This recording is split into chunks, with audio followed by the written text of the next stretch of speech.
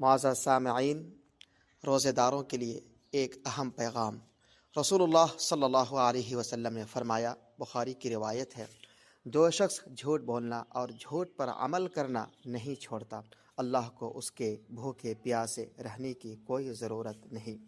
یعنی اگر کوئی شخص روزہ رکھ کر بھی جھوٹ بولتا ہے، غیبت کرتا ہے، دھوکہ دیتا ہے، گندی باتیں کرتا ہے، گالی گلوچ کرتا ہے، ریلز دیکھتا ہے، سیریل دیکھتا ہے، فلمیں دیکھتا ہے، تو ایسے روزے کا کوئی فائدہ نہیں۔ روزہ صرف بھوکے رہنے کا نام نہیں، روزہ زبان کا بھی ہے، روزہ آنکھ کا بھی ہے، روزہ دل کا بھی ہے۔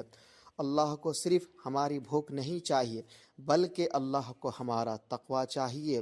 عہد کریں، ہم صرف کھانا پینا ہی نہیں چھوڑیں گے، بلکہ ہم گناہ بھی چھوڑیں گے۔ اللہ ہمیں قبولیت والا روزہ نصیب فرمائے، آمین۔